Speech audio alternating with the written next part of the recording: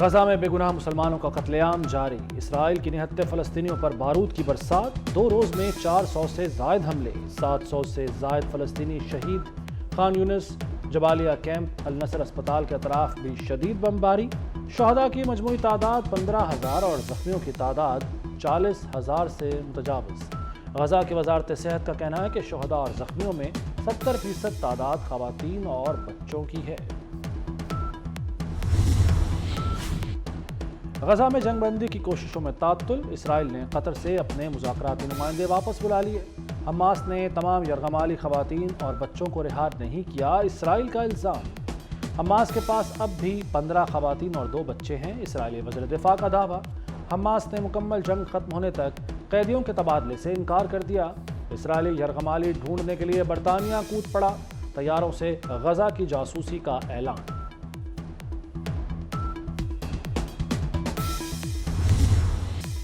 مظلوم فلسطینیوں سے اظہار یکجہتی کا سلسلہ جاری، کینیڈا میں اسرائیل کے خلاف مظاہرہ، 50,000 سے زائد مظاہرین کی غزہ میں نسل کشی کی مذمت، زمبابوے میں امریکی سفارت خانے کی طرف ہزاروں افراد کا مارچ، اسرائیل اور امریکہ کے خلاف نعرے، جنگ بندی کا مطالبہ۔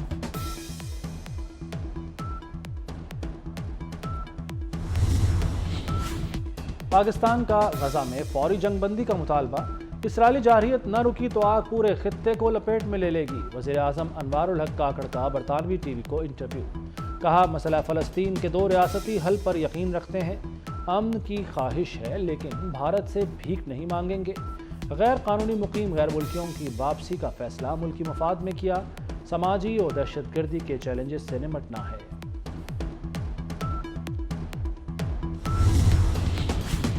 پاکستان کی عالمی سطح پر بڑی کامیابی، یونیسکو میں بھارت کو شکست دے دی، پاکستان بھارت کو ہرا کر وائس چیئرمین منتخب، 2023 سے 2027 کے لیے پاکستان یونیسکو کا دوبارہ ممبر ایگزیکٹو بورڈ بن گیا، یونیسکو کے لیے پاکستان کا دوبارہ انتخاب ملک کے لیے کئی ممکنہ فوائد کا حامل، پاکستان یونیسکو مینڈیٹ مضبوط بنانے اور پالیسی سازی میں اہم کردار ادا کرے گا۔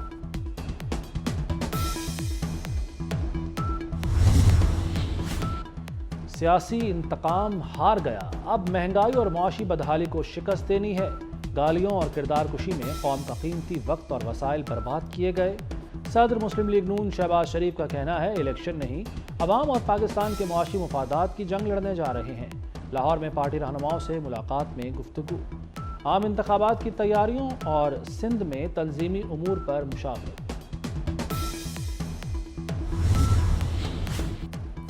نون لیگ سے کوئی جھگڑا نہیں، جو کہتے ہیں ہم نے لاہور بنایا ان سے پوچھیں باقی ملک میں کیا بنایا، رہنما پیپلز پارٹی شرجیل میمن کا کہنا ہے آپ 3 دفعہ اقتدار میں آئے، بتائیں ایک بھی اسپتال بنایا، پی ٹی آئی پر بھی تنقید، کہا تحریک انصاف نے عوام کو صرف جھوٹے نعرے دیے اور ملک کو ناقابل تلافی نقصان پہنچایا۔ ہر شہری کے حقوق کا تحفظ کریں گے، ملک اور اسلام کے خلاف اٹھنے والے ہر فتنے کا مقابلہ کیا، سربراہ جے یو آئی مولانا فضل الرحمان کا ملتان میں تقریب سے خطاب، کہا سیاست کرتے ہوئے ہم نے دینی اور مذہبی شناخت کو برقرار رکھا، ایسے رویوں کو اپنایا جن میں فرقہ واریت کی کوئی گنجائش نہیں۔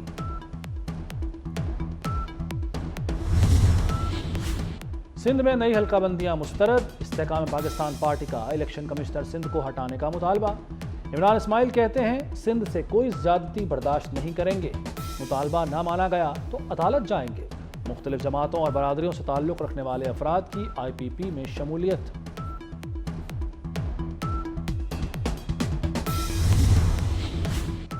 ایم کیو ایم کو بھی حلقہ بندیوں پر تحفظات، خالد مقبول صدیقی کی سربراہی میں وفد آج چیف الیکشن کمشنر سے ملاقات کرے گا، کراچی اور اندرون سندھ کی حلقہ بندیوں پر تحفظات الیکشن کمیشن کے سامنے رکھے جائیں گے۔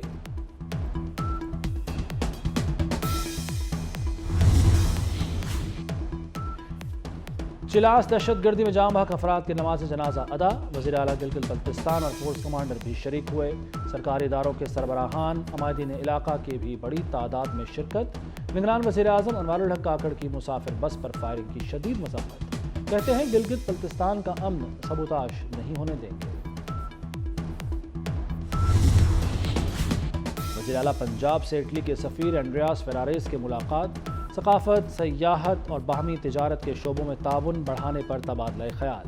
سید محسن نقوی نے کہا، دونوں ممالک کے تعلقات کو مفید معاشی پارٹنرشپ میں بدلنے کا وقت آ گیا۔ پنجاب میں سرمایہ کاروں کے لیے ون ونڈو آپریشن شروع کر رہے ہیں۔ تمام این او سیز ایک چھت تلے میسر ہوں گے۔ وزیر اعلیٰ پنجاب سے اقوام متحدہ ہائی کمیشن برائے مہاجرین کے نمائندہ فلپا کونڈلر کی ملاقات۔ غیر قانونی مقیم غیر ملکیوں کے انخلا، کوارڈینیشن اور تعاون پر گفتگو۔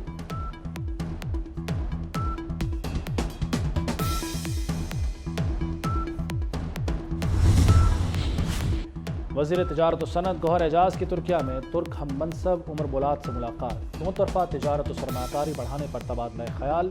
گوہر اعجاز نے کہا کہ پاکستان غیر ملکی سرمایہ کاری کے لیے کھلا ہے۔ خصوصی سرمایہ کاری کونسل کے تحت غیر ملکی سرمایہ کاروں کے لیے ون ونڈو آپریشن شروع کیا گیا ہے۔ غیر ملکی سرمایہ کاری کا تحفظ یقینی بنایا جا رہا ہے۔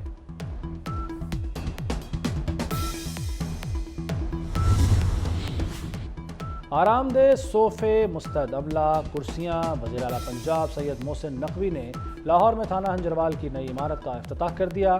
فرنٹ ڈیسک سمیت مختلف حصوں کا معائنہ کیا، ٹوکن مشین سے ٹوکن لیا۔ میڈیا سے گفتگو میں کہا کہ صوبے کے 737 تھانوں کی اپ گریڈیشن کا عمل جاری ہے، جلد پولیس کلچر کی حالت بھی بہتر نظر آئے گی۔ وزیر اعلیٰ پنجاب کا سیف سٹی کا دائرہ صوبے کے 16 شہروں تک بڑھانے کا اعلان۔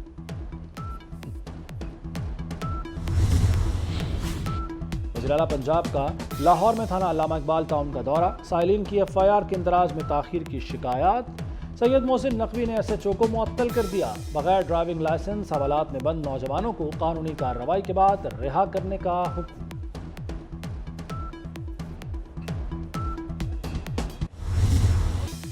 اجرک اور ٹوپی وادی مہران کی پہچان۔ سندھ ثقافت کے دن پر شہر شہر جشن کا سماں۔ حیدرآباد، سکھر سمیت کئی شہروں میں تقریبات اور ریلیاں۔